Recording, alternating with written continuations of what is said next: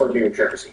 If another team was not scared of the Quinn Hughes and not Minnesota, it's true that the Devils had really no reason to be afraid if Quinn Hughes was brought onto their team. And first wild defenseman to 4 points in a game ever? I mean, something like that?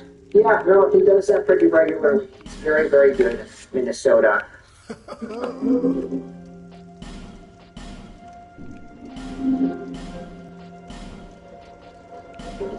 As a college basketball coach, our schedule is tight.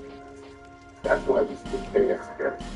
They always respond so negatively to their team's inability to get a Quinn Hughes trade done, either via the no trade clauses blocking moves to open up space, or just being able to muster up proper assets. You're now starting to see a level of backlash that maybe we haven't seen since Triple H made that scary video 2 decades ago. Let's go out there and read some of the replies. Matt NJD said, "You attach cinder blocks to Hamilton and Pilates at practice. Scratch them every single game till they waive their no-move clause. Make their lives miserable till they request out and waive their no-move clause." That's what Lou Lamoriello probably would have done. Meaning, yeah, but it's business. Enjoy never getting a good free agent, everyone walking at the end of their contracts because they don't go pretty high. With the New Jersey Devils just losing like crazy these days, with Quinn Hughes thriving in Minnesota. Now, people are debating if Jack and Luke are going to just abandon New Jersey at some point and join Quinn and Vinny when Quinn Hughes signs there long term. You can let me know your thoughts in the comment section below. How do you feel about this entire idea? I do think there is some truth to the sentiment that Quinn Hughes' trade from Vancouver to Minnesota wrecked the New Jersey Devils, and the fact that Elliot Friedman is speaking about it so on 32 Thoughts is so intriguing to me. Let me know your thoughts in the comment section below. How do you feel about the performance of Jack and Luke Hughes recently? And is this Devils problem a symptom of what could have been with the Quinn Hughes trade? Thoughts in the comment section below. I hope you enjoyed this special say hi and bye. Looking for a career that's in demand and builds fast. Skilled trades and technologies offer practical training, strong pay, and limitless potential. Skills Canada BC helps you explore its paths through hands-on programs and competitions that open doors to new possibilities.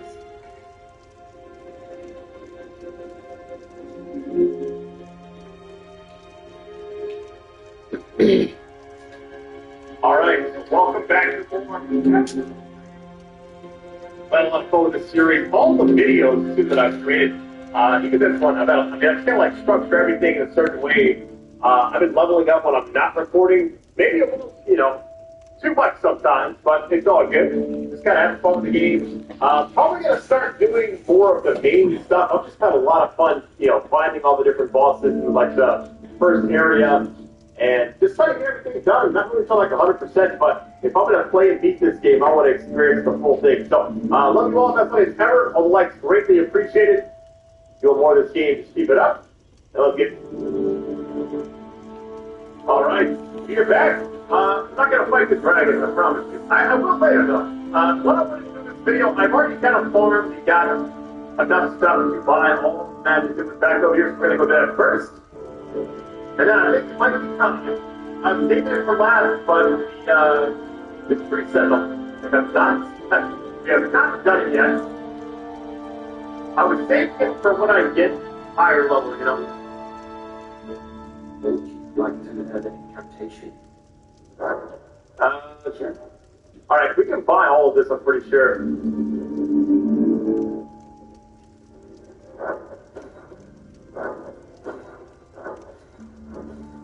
That enough. How much I got left? 1669, right? Go to the showing through you. Oh, something I saw, right? Somebody pointed this out to me. If you go to your inventory, you go all the way to the end. Yeah, it has this, like, the about section for everything. Like, it's an odd spot to have it, right? Like, in your inventory. But it's here. I'm surprised it's so hidden, though. Like, like, this stuff's kind of important. It's all good. Alright, now that I have those, I have no idea how to equip them, anything like that. Like I said, I'm learning a lot in between videos. So I'm assuming, okay, I can't use the ones next because I need more faith, apparently. Okay, well, I know what I'm leveling up next. The only one we can use is this. Get my faith up a little bit, you know what I'm saying?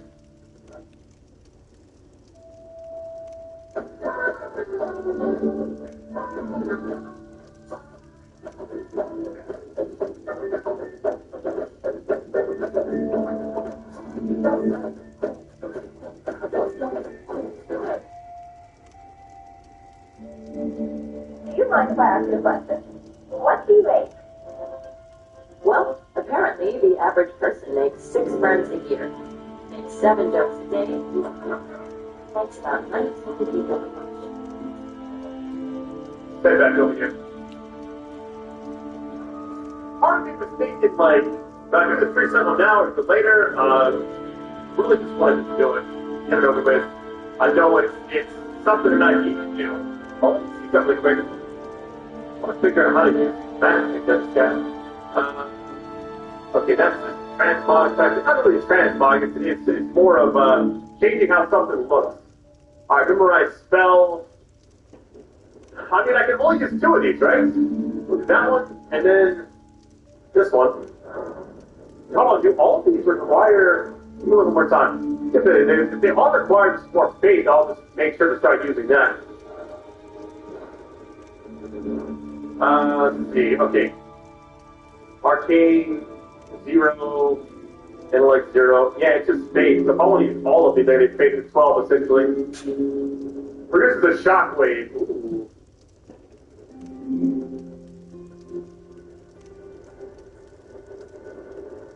Alleviates poison buildup. That'll be useful. Alright, I don't know how these work at all. I'm assuming you can't use these in just any area. That didn't work. Maybe put them home and...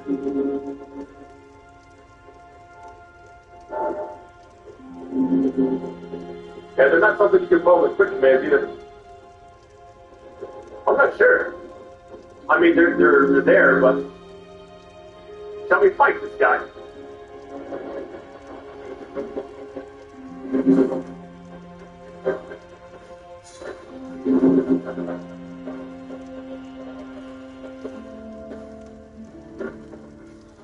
That's fine.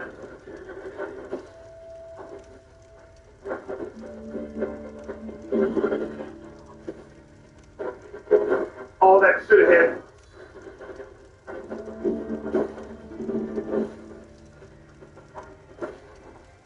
What I should do here is use this. There it is.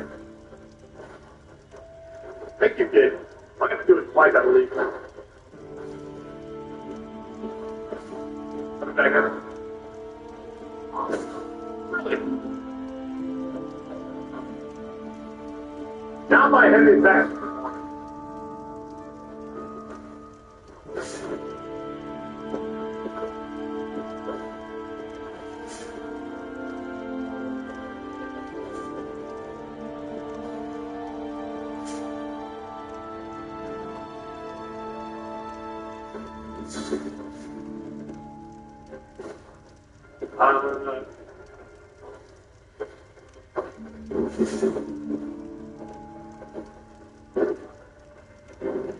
Alright, so far so good. Oh, I suppose I can come on.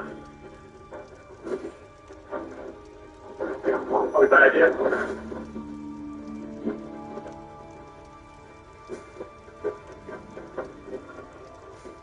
He just destroyed him immediately. That's funny.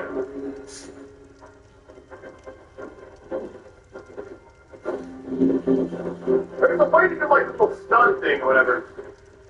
All the heavy attacks.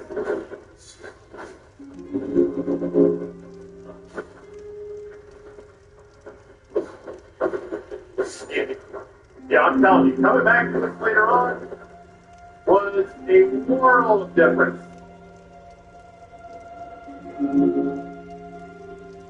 Slow smooth out and long authenticity.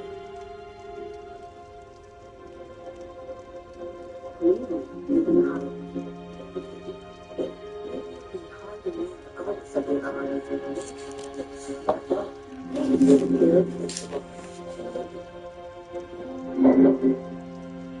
All right, nice. Yeah, that was first try, Jim. The level of difference between my first video with that and this one, night and day.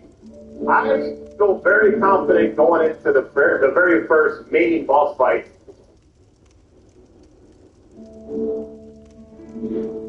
So you might have seen.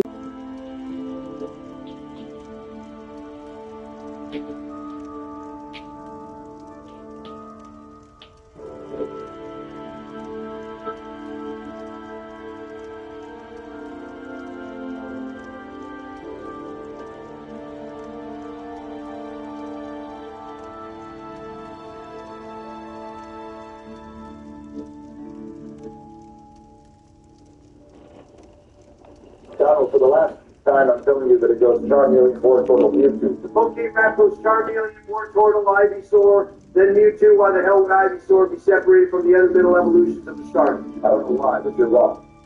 Ivysaur is between Golduck and Rhyme, which is way earlier in the song. It's not every day I hear you two arguing about something. Sleepy Joe, be useful for once and tell Barack that Ivysaur comes after Charmeleon and Wartortle in Pokemon Rap. You think I'm able to remember that? I'm about to crash the freak out. I know I'm right. This is like arguing with a brick wall. Why don't you just listen to the damn song? Because we're trying to see who can remember it by heart better. It's not you. Yes, the hell it is. Yo, what's up, Joe? These guys are arguing about the Pokemon Rap George who comes after Wartortle. That's light work. The final verse of the original Poke Rap goes Charmeleon, Wartortle, Mewtwo, Tentacruel, and... Thanks, George. We don't need the whole bit. It's done. Know-it-all Obama over here always got to be right. It's been a while since I've got to talk to the boys. Some interesting things have been happening. Donald was better than a gun and got shot twice. And just back out of the rematch, I'm a little disappointed in you. I'm an old man. Give me a break. How the f*** did I have to dodge bullets when all you had to do was dodge a couple of some guy's shoes? Well, thankfully, Dick was the one doing the shooting back in the day, and it wasn't happening. Condolences, by the way. Well, you know, it is what it is. Anyway, you guys want to do another Pokemon tier list? I could always use a break from the master myself, especially now that you play for the bill. I don't have anything prepared for one system. Well, I do. Keep this tier list with the Pokemon main series driving. He's coming for your role, Doc. Watch out. We might replace you with George. You'll never do that. That would remove all the seasoning from these videos. Did you just call us unseasoned? We're not getting derailed. We're not the one running the show. Let's get started. How do you want to judge this, George? Obviously, we got to consider the role of the rival in the story and her dynamic with the player character and how tough the rival is to beat. Let's start off with the OG himself, good old Blue. I thought his name was Gary. Technically, his name is Rick. Shut up, Brock. No one in this room is Japanese or played Pokemon 3. Isn't Gary a bit of an asshole? Blue gets a bad reputation because Hold on, we're not going back and forth on a game. You nerds need to take one and stick to they're calling him Blue. End of discussion. This is your tier list. You don't go. Fine. That's what I was saying. Blue gets a bad reputation because we have it. But really, spend time to games. Blue is generally pretty supportive and I'm going to keep your advice on what it is saying. When you just set it perfectly fine most of the time. This is true. Really fast, you're going to drive around. Which reminds me, unlike a lot of the other physical rivals in the later games, Blue actually beats you to the top of the nation, clearing the score, and then finding that guy there waiting for you is a highly iconic moment in the franchise. Especially with the way people play the strongest player in the world before the game smacks you in the face with his champion king. The Kanto games are still the king. Blue is ahead of you every step of the journey.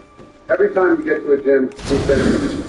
When you meet up with him, the SS Ambrell already has 40 Pokemon, so he's most likely ahead of you in completing the Pokédex too. Blue is faster than every Pokemon speedrunner in the street. Yes, he's just so fast and speed ran, can't be ranked. Blue's team is full of ghosts and fire red and leaf green too. Alakazam, Gyarados, Arcanine, plus the start. And unlike the piss-easy rivals of today, Blue doesn't make sure your Pokemon are all topped up before battle. He pulls up on you, and it's go time right there. Not gonna lie, I kind of like that they heal you before a battle now. You're soft, Joe. If you can't keep your mons topped up, that's on you. I mean, is there any other place for Blue besides this tier? I would put him in A tier. Blue is a great rider, but he doesn't really do a whole lot. I feel like Blue is the template. That blend of competitiveness and friendliness is something most of the other rivals don't quite hit. At the same time, later rivals have that extra spice that elevates them. You gotta give Blue points for being one of the few rivals to reach the rest of champion and then become the strongest city leader of their region on accomplishment. He should go into S tier. On the video of Donna and Joe, the Blue they want to go into S tier. Next up, we have the Generation 2 rival. Oh God, what are we going to call? We're technically the ones who named him when we see his ID. They usually call him Kyle because he has red hair. They're calling him Silver. This is being the voice of reason for us. I'm going to go ahead and drop a hot take. Silver massively of giant good. Well, what Silver is about the only damn good thing about the Philadelphia. Throw his two rivals, steals the Pokemon, such around, and then has an exciting kid. There's the quintessential actual rival people face to these days. Every time the little mother puts hands on me, I'm going to drop the Pokeball and show them what an actual battle between trainers looks like. Isn't he like 10 years old or something? Put him on the list of kids and video games I don't like. Right next to the Star Child and Gabe from Telltale's Walking Dead. Silver takes things from being just an asshole to being a complete dickhead. Unlike my glorious King Blue Oak, Silver gets all pissy when you beat him. You clap his ass cheeks at the burned tower and he starts yapping about something. This is why I hate battling wins. Picture to win. So is named his Pokemon because of his own failures as a trainer. That made him a great fellow who could treat our Pokemon well. I'm guessing you aren't fans of Paul from the At Amateur. least Paul stood on business and spank dash during the 6-on-6 battle at Lake Field. Silver couldn't even beat him pocket drop. For what it's worth, Silver does start coming in for just a business job. I guess getting his ass beat by us was the driving lesson home. Also, he proved himself to be quite the trainer. There are no other trainers in victory rooms in the second generation games. Why? Because Silver sent them packing. Of course, beat him by the side effect. Big deal. Eventually, Silver will stop playing his Pokemon with his addiction and started bidding. But the hell did he do with the one last? Far too different, far too late. And feared Silver is a fraud. Silver hadn't said it before. Light your mouth off when you're done doing goddamn. That fear is extremely hard. Silver has a decent team, though. I think it's less the fact that having seen the one ball in the and Silver doesn't play a massive role in the overall story. But he's still got some character growth throughout the game. Which is better than I can say for the next generation rival. But he gets taken by his character growth later. Also, he's Giovanni's son, if that matters. I like it. A rival is supposed to be a person you want to beat, and Silver being a massive bitch makes sweeping them all the sweeter. A tier. I will give it a vomit if I put Silver in A tier. Then a compromise and put him in B tier. Fine, now we have the third generation rivals. Let's do Brendan and May.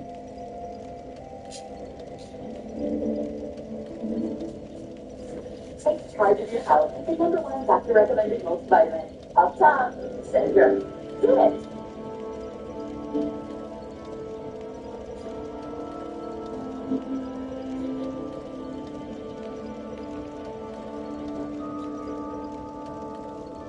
Well, that's not his Pokemon. They caught like Luda. Okay, but what if I said Route 110? Just sent a chill down my spine. Gotta give him points for that. We have one of the more iconic rival battles. Having said that, later battles are far easier. They don't even evolve their starter in the original home game. Gotta admit, third gen was the generation that started us on the overly friendly and non-competitive rival character. Brendan and May also don't play a major role in the narrative. They're mostly oblivious to everything that happens. Again, they're not really rivals. Put them in F tier. A rival is meant to be someone who's competing with you for the same goal rather than they don't that basic requirement. I never feel like they're my rival. They're just a friend who's got an adjacent hobby. The only thing I'll give them is that the final battle in the remake, some nice full circle narrative. Put them in D tier. I feel bad putting them in F tier. They're perfectly kind to us in the game. Stick with us. Yeah, that's the problem, Joe. Put them in F tier.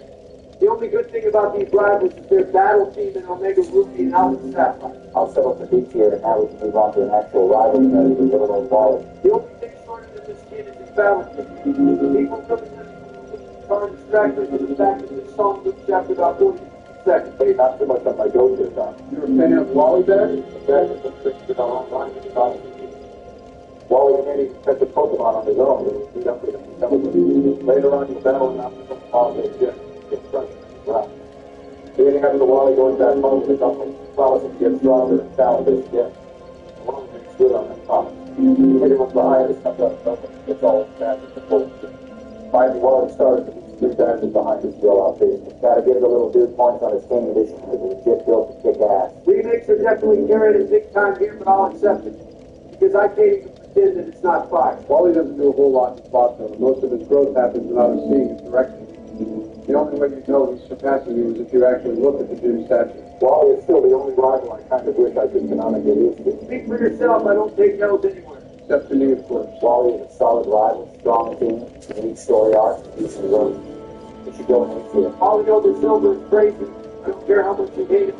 Silver's growth is actually doing at best, to put him in DC, it's got to bring us down to beating Mr. Wally in his first battle with him. But it's a whole lot. You boys can do what you want, but I want Wally to actually set up the mission. Open up. Get that there. Don't check yet. I didn't try to rock it, but I could. I think you got that. Go ahead. He's a process competition with his best friend. He challenged you outside the Elite Four. Which one of you is more worth? To his credit, Barry is the first rival to actually lend a hand to the player character in the main event of the story. After he suffers a defeat at the hand of Jupiter, like Acuity, he'll train himself up, help us in a 2-on-2 battle against the Galactic Commanders on Spear Village. Well, something for the Gen 2 remake. Barry had the highest level Pokemon with his level 85 starters. His team is overall pretty solid, especially if his Infinite team. I still don't like it. I don't get rivalry vibes from it. I don't see why there is here.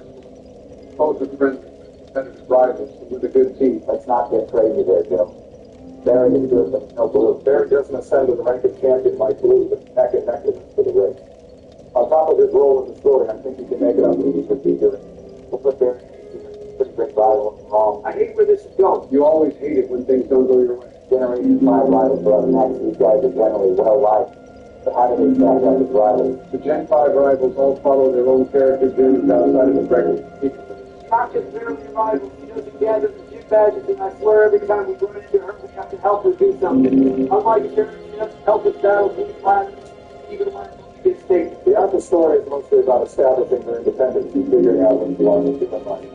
She'll eventually settle into work and professor in a business system. The Alpha point I think it's a little bit glad to take this off while we went up to stop it. The Augustine is pretty good, but he also doesn't perform the role of a rival.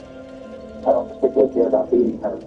It feels like she's mostly challenging us for fun. Agreed, she's D-tier at best. I give her a little boost. She still has a good dynamic with the player. She does do one really important thing in the story. Put Bianca in C-tier. All right, Bianca goes into C-tier, and how do we feel about Sharon? Sharon is as basic as the gym badge she gives us in the sequel. Not a fan there. She's just kind of boring. His lead is a better rival than Bianca. He does actually compete with you for the title of champion, constantly challenging you after you both got the same badges. Plus, Sharon helps you battle Team Platinum. Sharon told me at the time distance to becoming a strong trainer and reaching the rank of champion, an ideal for what's taken from all the praises in a battle that's lost to. Eventually, she learned that there's more to life than winning battles and being strong. Then Sharon will settle on being the gym leader in the sequels, while still playing a vital role in looking to fight the divine planet. Sharon is pretty good, and not because the best get it before right after considered the champion level play. That's not good. She kind of fills the role of evil team leader, champion, and rival, all wrapped into one. That's natural harmonia gropius to you, good sir. Joe, I'm going to grope you if you correct me again. I am not sitting here listening to you say the man's full government name over and over again. Now, that is some of that good. When you meet up with them, you don't really have a clue who he is. Just some dude who talks to you damn fast and challenges you to battle. Eventually, when you meet up with him in Mombasa, he drops in he's the king of Team Platinum, and his goal is to save Pokemon and bring them strength. How the hell does that work when we battle this species Pokemon? You'll note that in only battles you with Pokemon from the area you're in, presumably you only just caught them and released them after the battle. And his true team of Pokemon are the ones we battle in his castle, including one of the goddamn boss legendaries. Gotta give him points for being the first rival to challenge us with the legendary. For a time, he would be considered the most powerful off-battle. Pretty great if the boss head there just says, fuck the gym leader to the Elite Four. It just pulls up on Alder and beats him.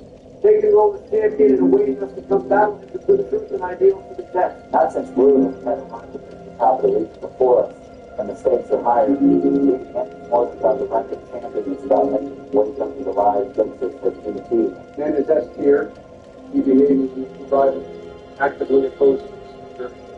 No complaints from you that around Gen 5 rival is you, who goes around challenging the gyms to become strong enough to take down the Team Platinum. And first Q's main goal is to help get the sisters Pokemon back to Platinum. But once all that is said and done, going down an individual will be the station and challenge the other four. So result in competition with us again. And as respect that Q has a pretty central role in the story, being in direct contention with Team Plasma means he battles them alongside us a lot. I respect the guy for wanting to spill Team Plasma blood to get his sister's pet Purloin back. We'll put you in A tier. He battles with us to keep our skills up. He's passionate about taking down Team Plasma. Plus, he has a personal goal on top of competing with us. Time for a massive step down. Nope, you're kidding. The 6th gen rivals are off. Come on, guys, they're not that bad. Joe, name the short one and the fat one right now. Oh, I don't even remember that. The Trevor. Well, no, I couldn't have told you that even if I was 40 years young. We're going straight into entry. I'm not even bothered to spend much time.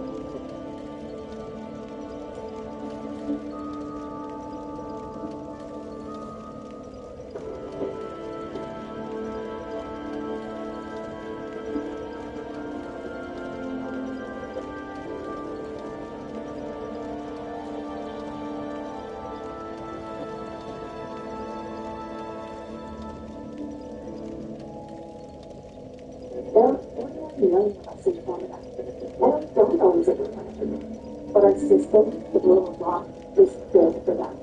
Justice, fairness, and equality are found belief, and they're almost at the bottom. I mean, just look at this final battle game. Why does he have a talent-flame display body? You're talking about the talent flame like his rosary sporting a single move that defeats the Pokemon, making them confused. What the hell was the point of this? Why do his Pokemon lack full moves? Turnip's whole thing was going to be a dancer. That's why all the Pokemon have dance-related moves. Still doesn't explain why he's missing a move slot on his Pokemon and 3 on 1 of them. At least Trevor has a fully built team of 3, still insanely boring. What was he here for again? Come on, Jack. So he's a more boring version of Brendan. Put him in the M1.5 tier you want. Alright, now we have Shauna. Does he even have a goal of any kind? Not really. She kind of just vibed. I think she was supposed to be a love interest or something, but I don't know. Shauna's kind of just there until she was going on.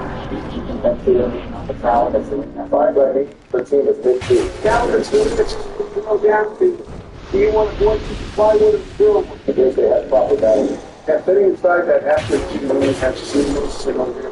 What the hell was up with the 6th gen game? Did boss trainer be complete King Bill? For what it's worth, they do challenge you into the pretense that being good is a massive trainer. It kind of doesn't feel like a good thing. Do they get the gym badge? We talk about battling Viola and Grant, but I don't think they're in contention with us for the champion spot. They never mentioned going to challenge for the big 4 or something. Even the happy-go-lucky bear is a little tough. I can't get serious with the dude who's always smiling after I've throttled him. It's no fun. Is that why you've always been betting on the show? Don't give me keep away from Rob. How weak the dragon and getting salty he wants to just let it roll off him. In general, how he wants to enjoy the battle, hates it when he's in a battle he can't afford to lose. That lines up with the fact that if you do lose the house of April to kick him on, you won't fly down to the defeat. Later supporting that the battle is how it's serious. Of course, it's probably serious that part of the devil. But just a pause from the battle challenge to training Hala. In Ultra Sun and Moon, it said that Hala and Hao had an all-out battle that Hao won. At the end of Sun and Moon, Hao battles for real to see which one of you will be the first Alolan champion. In Ultra Sun and Ultra Moon, Hao will be your first challenger instead of Professor Kukui. It's a reverse of the situation with Blue. Now that we think about it. We make it to the champion seat first, and our rival tries to dethrone us. I like that Ultra Sun and Moon made that change. His team is nice, too. Honestly, his right shoe is a tough one. I'm not a fan, but I like that he actually locks in toward the end. We're going to put Hao into A tier and move on to Gladian. This dude poses like he was dragged right out of JoJo's. Gladian is the total opposite of Hao, always serious about battling, and he's kind of an asshole to us at the beginning. Unlike Silver, though, he cares about his Pokemon, especially Type No. Gotta give one of my fellow businessmen his props. Gladian will take over the Ether Foundation after a cycle, but Attractive Mother steps down and leaves Alola. Gladian is tough at first, but warms up to us. He's a competitive rival who challenges us for champion and has a good place in the story, sticking him in A tier. Now we've got the 3 rivals of the Galar region. Let's start with Beat. Now we've got a proper asshole you want to beat. Beat's first appearance is him gloating about being endorsed by Chairman Rose, while we were only picked by Leon. The hell you mean only? We were endorsed by the undefeated champion. And of course, just like Silver, Beat copes whenever you spank him, he'll start saying he wasn't really trying and how he let us win. I do kind of feel bad for the guy when he gets booted from the gym challenge after what happens in Stolen Side. Speak for yourself. I was laughing to death. Despite being booted, Beat still pulls up at Wyndham Stadium to crash the finals to attempt to settle the score with us. Also, we should mention that Beat is one of the few rival characters that have defeated other ones. He's apparently throwing victory against Hop prompted him to take battling more seriously. Bede will still get his ass beaten, then he'll go back to become the fairy type gym leader. In the following rematches, Bede will say he enjoys his battle with us even if he loses. Good to see him warm up. Bede has a decent fairy type team, which is one of the best types. And even when he gets booted, he comes back to battle us, proving that his beef with the player character runs deep and goes beyond the gym challenge. A good rival. Let's put him in the B tier and rank Marty. I swear to God, people only like her so much because she's a British goth girl. Not to mention Marty is associated with the most pointless and worst evil team in the entire series. Why the hell does Team Yellow exist? It's like the way she is to install how to get stripped. I think she has a decent motivation wanting to breathe new life into Spike. It needs it. The damn city is straight up. They're like this. I'm not going to lie. You have no personality. It's your driver here. I'm certain there's no place the story doesn't even ever have to be the mom. I feel like it. I don't care either way. Joe, what about you? Marty at least competes with us to become champion. Put her in C tier. C tier it is, and now we have Hop. I think you mean Hal Part 2. They are not the same character, bro. They use the same animation. Pokemon development issues isn't reason enough to beat Hop. He got a bad reputation early on, probably due to his association with Sword and Shield's controversial decision to co-exist. But he's easily the best rival of the game. When Bede crushes him, Hop starts feeling the pressure of following Leon's footsteps and thinking losing so much makes his brother look weak. You'll notice Hop changing his team around after he uses it. And he'll temporarily drop his brother's wound if he falls. Points to Hop.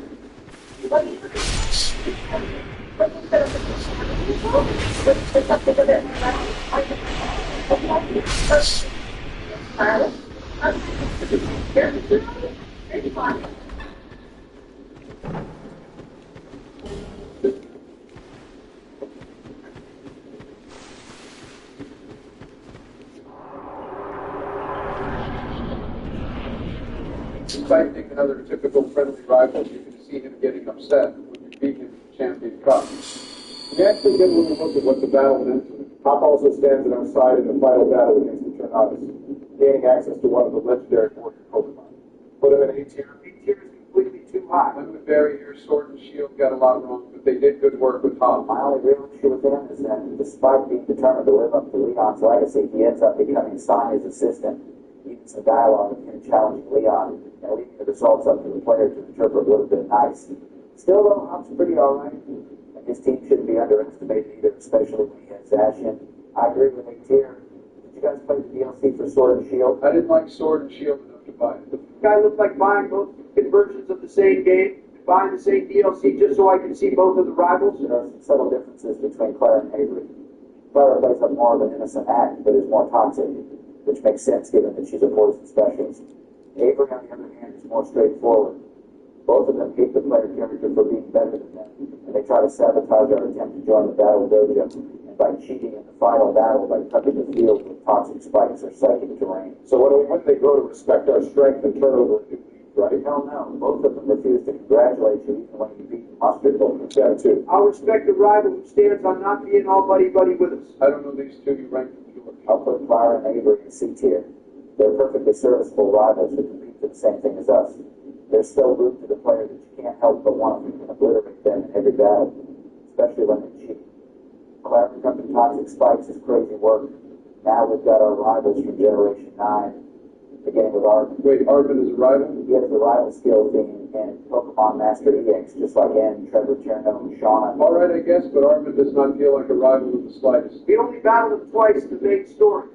And when we're not doing it, we're battling alongside him against the Titan Pokemon. He's way more of a battling partner than a rival. I do actually like Armin. His storyline is the beacon of light that keeps me from totally hating Scarlet's violence. But considering how little we battle him and the fact that he's not really trying to become champion rank like us, I can't in good conscience say he's a rival either. I like Arvin.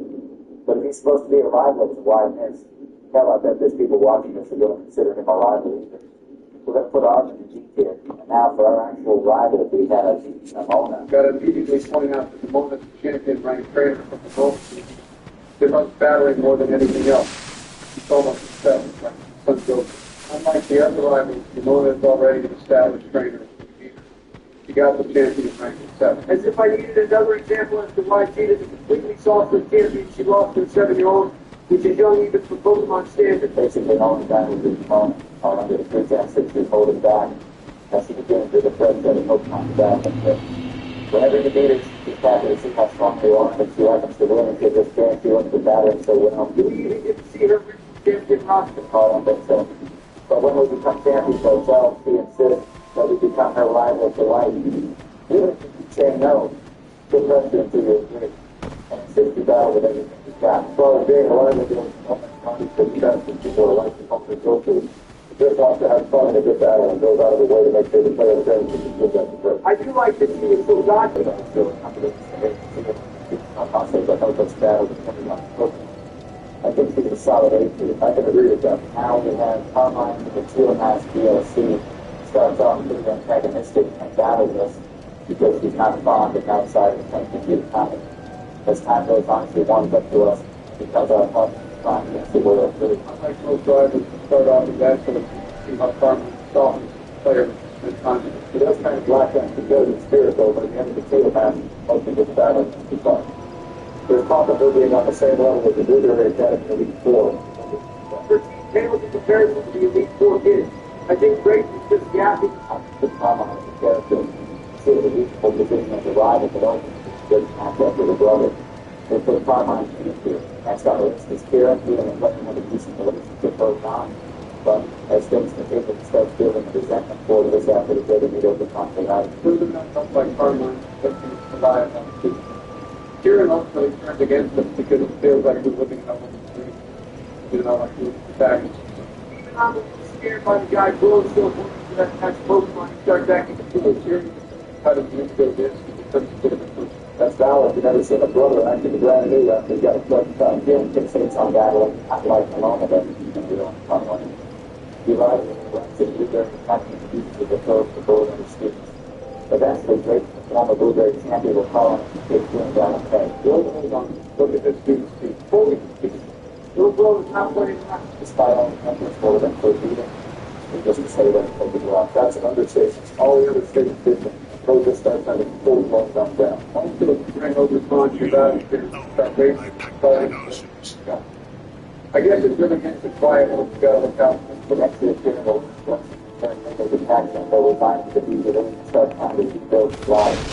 That's why those are just the top lives here for the player on the street. Having said that, they chill out by most of them, except for the people for the moment. It's something like that. It's the monkey. It's the monkey thing. Around his head. That's why we're having conflict for them. Around his Pokemon and see if they I guess you need to jackass and get us into that French Pokemon. That's made no sense.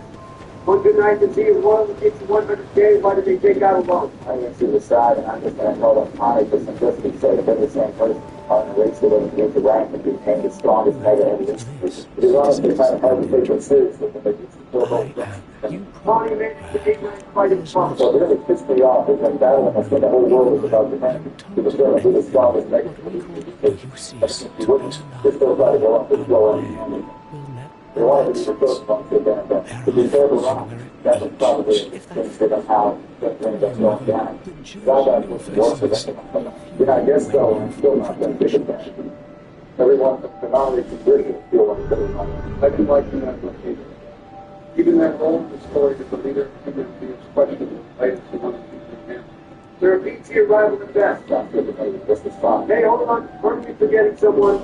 I swear this rival will take it off because Just deserve to stand. My glorious and blue one. Still. Oh, trade is drive by trade. Instead of an F here, I'm get out of here, and then you can steer it.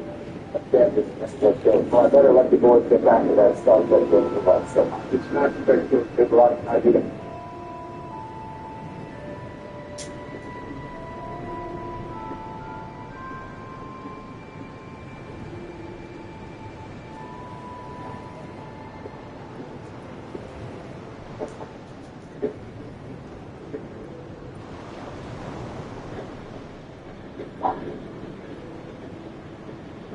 So it turns out we might need to wait a little longer before the Vancouver Canucks trade for Sherwood.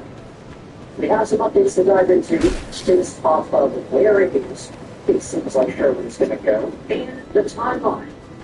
Woodward Sports Network tweeted this out, but Red Wings are showing interest in teams for Sherwood in the second NHL. It's 202. promises 17 goals and 22 points. According to David Pagnotta, the fourth period, several teams remain interested in Sherwood, including the Canadiens, the Stars, the Wild, the Bruins, and the Detroit Red Wings. However, when it comes to the actual timeline, we had some extra commentary from Pierre LeBrun that can potentially give us an idea. Take a look at this article posted on DetroitRedWingsInsider.com. This was posted by Julie Trecker earlier in the week. Red Wings link to Vancouver Canucks trade candidate. If you scroll down, you will see some comments made by Chris Johnston in regards to Kiefer Sherwood.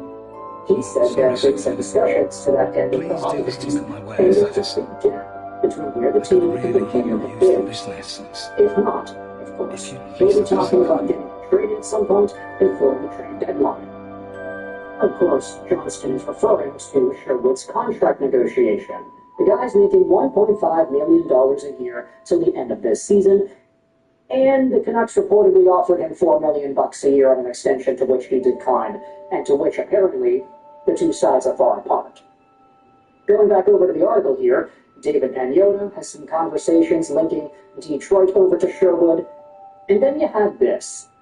We may not see a new development for a while, as, like the renowned insider Pierre LeBrun revealed, teams are likely to wait until after the Olympics before making trades.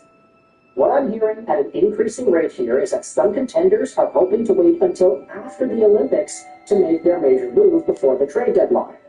And the reason is twofold. One, as they have told me, if they're trading for a player that's playing in the Olympics, they want to make sure he doesn't get hurt there before trading for him.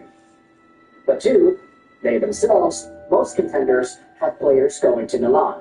They want to make sure they don't suffer an injury, in which case they would have to maybe pivot and change their trade deadline needs.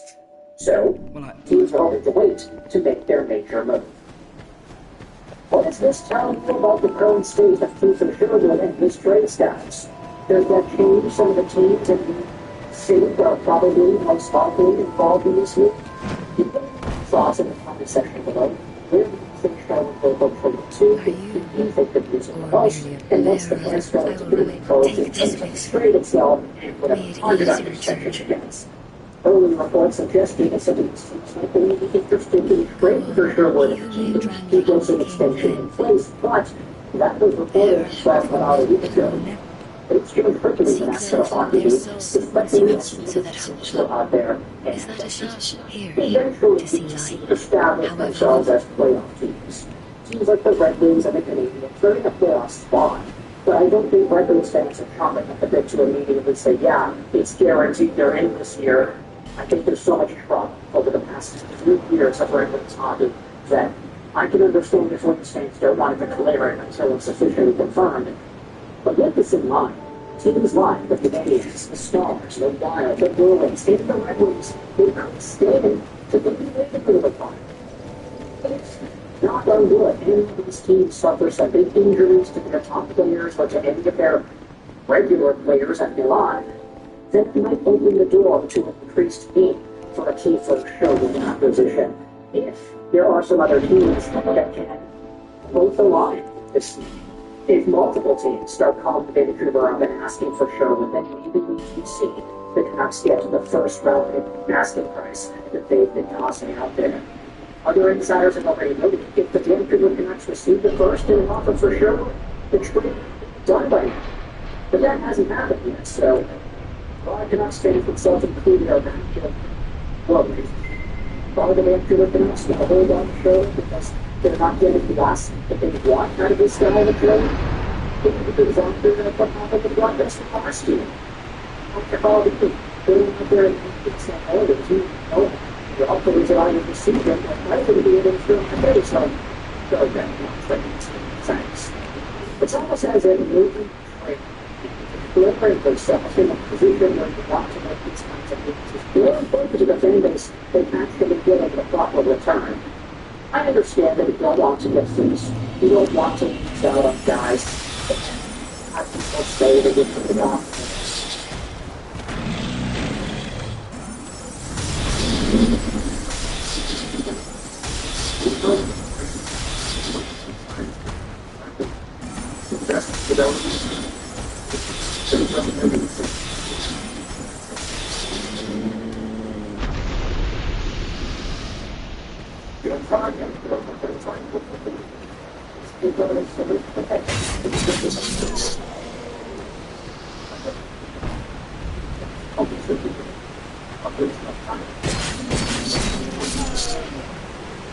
What's the alternative?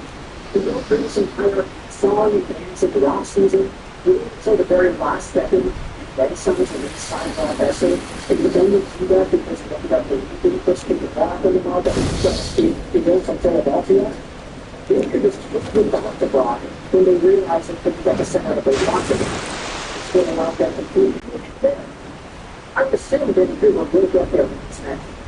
ADP stars, wild movers, and everything gets a long way to the Rangers tossed out there, the floating students of the athletic. So there are a lot of Vancouver guys in the past that Keith Sherwood can reunite with, either in JT Miller in New York, Rip Pocket in Philadelphia, Quinn Hughes in Minnesota. There are a number of guys.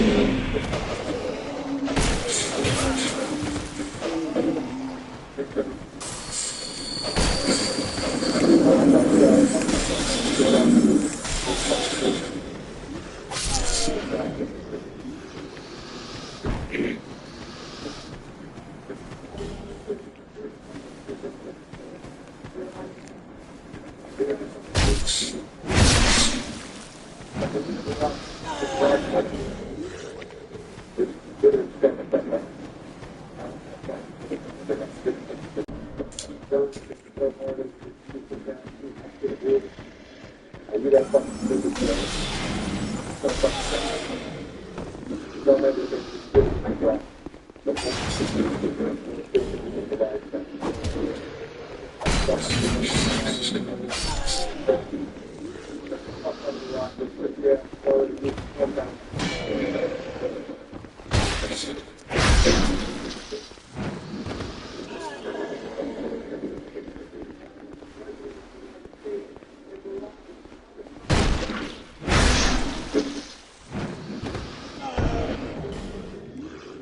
Starting something stuff.